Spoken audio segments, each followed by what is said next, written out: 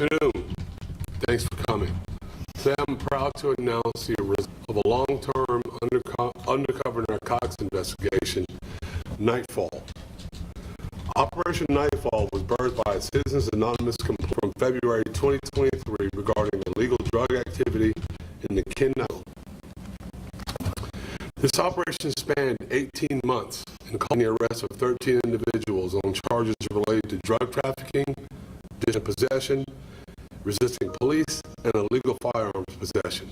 The criminals arrested during this investigation, this operation, are the following: Jr., Anthony Norman, Cordell Doral Daniels, Hakeem Boyette Wilson, Gennaro Mardrick Alexander, Zevion Collins, Michael Jones, Randolph Ashley II, Rayshawn McLaurin, and Raul Carwell Jr. Between April and October 2024, JSO narcotics detectives, assisted by JSO SWAT operators and patrol officers and FBI agents, served several search warrants in the Kentucky area. The results of these seizures are staggering and include 79 grams of fentanyl, 489 grams of powder cocaine, 68 grams of crack cocaine, 300 grams of methamphetamine, 1,849 grams of MDMA, 352 grams of ecstasy, 32 pounds of marijuana, 5 pounds of marijuana wax, 7 pounds of psychedelic mushrooms, 68 grams of oxycodone, approximately $15,000 in cash, $35,000 worth of jewelry, 2 vehicles that were being used for the distribution of narcotics, and 16 firearms. 11 of the 16 seized firearms were suitable for forensic analysis by JSO firearms experts. One of the seized handguns was fitted with an illegal gun switch, which rendered it fully automatic or a fully automatic machine gun. 2 of the tested guns were confirmed as crime guns from past incidents. One confirmed crime gun is a 9mm handgun that was used in an August 2022 shooting. No one was injured during the shooting, but multiple vehicles were shot during that incident. The other confirmed crime gun is a .40 caliber Glock model handgun that was used in an August 2019 shooting on Kentucky Drive, in which a person was non-fatally shot. Crime guns and violence are woven into the fabric of the illegal narcotics trade, whether they are drugs or they're crime guns. And crime guns are repeatedly used by violent criminals and traded on the street. This agency will continue to locate and dismantle drug operations in Jacksonville. We do this not only to remove the poison that fuels overdose deaths and addiction, but also to remove the accelerant which ignites violence in our community. I want to commend the detectives, the patrol officers, and forensic examiners involved in this operation. Because of Operation Nightfall, 16 guns and large quantities of illegal narcotics have been removed from the Kentucky neighborhood. Those are 16 guns that cannot be used to kill or injure Jacksonville citizens in the future. Likewise, those are pounds of drugs that cannot cause addictions, overdoses, and deaths in our community. We will never be able to quantify the lives that were saved by getting these guns and narcotics off of our streets. But if just one precious life is saved, the dedicated, patient work of JSO investigators was worthwhile. While I'm very heartened by the results of this operation, I am even more proud of its genesis. Operation Nightfall evidences that when a concerned citizen shares information about neighborhood crime with law enforcement, even anonymously, police can and will take decisive steps to stamp out illegal activity that destroys the quality of life for law-abiding citizens. So in closing, I want to publicly thank that engaged citizen, Jacksonville citizen who spoke up.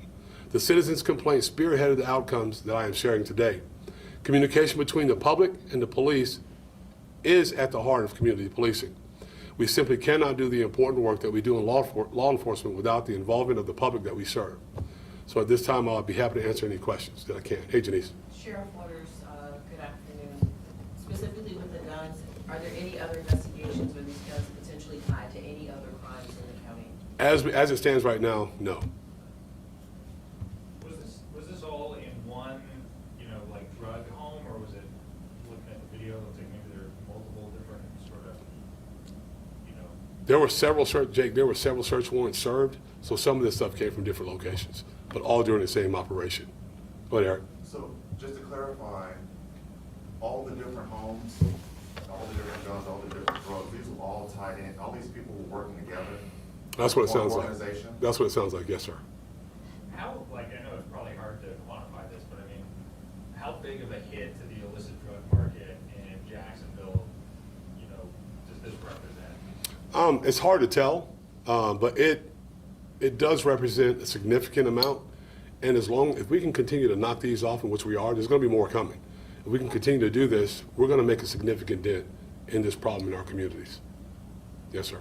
Midnight Drive sits in one of the poorest zip codes in all of Florida. And I know when I have spoken, you know, to some of the older population over there that are concerned about the gun violence and the drugs that are associated with the gun violence, the one question that keeps popping up is, that being such a poor or underserved community, how are these people getting this spot? Like, how are they able to afford this kind of firepower, these kind of guns, to go along with what they're doing? It's largely from illegal drug proceeds. I mean, when you're selling drugs, you use the drug money to buy guns, to buy vehicles and things to help expand your business. So I would say that that's pretty easy to figure out. That's the way they do it. I guess what I'm asking is there someone supplying them? Is there a supplier of guns in that community? I mean, because surely, I don't know if all of those were stolen. I don't know if you said if all were stolen or if they were legally purchased, but you know, when I see that amount of firepower, I think the first thing I ask is, who's supplying that community? A very poor community. Who is supplying that community with that amount of guns and firepower? I don't think anybody's supplying them. I think they're going out looking for them, buying them themselves. I mean, I don't think there's this mass supplier of firearms that are out there that wherever they can get a hold of a gun, they're going to get it. Whether it's stolen from a vehicle that's left unlocked, or whether it's bought off the street. I mean, they're getting them from somewhere. But I don't know that there's a supplier of firearms like you would see in a movie someplace, Eric, to be honest with you. It's just they get the opportunity, they look for it, and they go find them. And sometimes they even buy them legally, because not everyone is a convicted felon. Do these arrests kind of represent like the takedown of an entire, you know, drug selling operation, or are there additional leads that could come out of this that, you know, maybe are currently still being investigated? Is there more to come, I guess? So we never stopped looking, right? But this is one major operation that we were working, but we're never going to stop looking. And if there's something that spins off from this, naturally we're going to go for it. Because, like I said, we're going to continue to work this problem. This problem is it's a root cause of some of the violence in our city, so we're going to continue to focus heavily on that. Go ahead, Eric. TK, it takes a lot of courage for someone to come right out and say, this is happening in my community, knowing what the risks are. And I'm just wondering, do you think that one person, or I'm assuming it's one person, how all this started, do you think that this will encourage others in other communities to take the initiative to come forward? I would hope so. There's been a couple of these instances where we've had someone from our community, whether it be from a sheriff's walk or just calling us up about an issue. They come forward, and it does take courage, and they come forward and tell us about these issues. And I think what's most valuable about when someone comes to us with an issue is the fact that we bring a solution to that issue, that problem. We attack the problem right away. It may take a little bit because sometimes these take, like an operation like this, it takes a long time. But what we want them to see is that we are very, very cognizant of what they're telling us. We're focused on attacking the issue and bringing a conclusion to the problem. I think you said this operation was 18 months. How many officers, undercover or otherwise, were involved in this whole thing? See those guys over there? A lot of those guys were involved, and there's a lot more involved.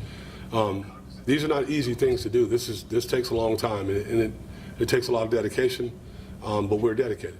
This is our city. We love this city. We're not going to let criminals take over our city, no matter what part of the city it's in. We're going to make sure we hold people accountable.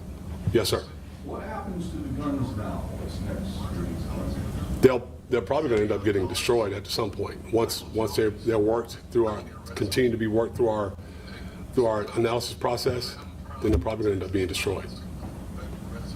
But typically when you have these types of busts and you take that amount of people off the streets or that's drug related, it creates a power vacuum. Are you worried that, you know, just because you did that today, that come next week, the operation doesn't start back up with someone else who's doing the same thing? But not with those dudes. I'm not worried about those guys or people that might follow up behind them. I'm sure there's more out there, that you're going to hear about, but not from this group of people. Was this operation affiliated with any local gangs or anything, or was it just kind of Nope, just drug dealers that we don't want living in our city, that we're not going to let live in our city. Anyone else?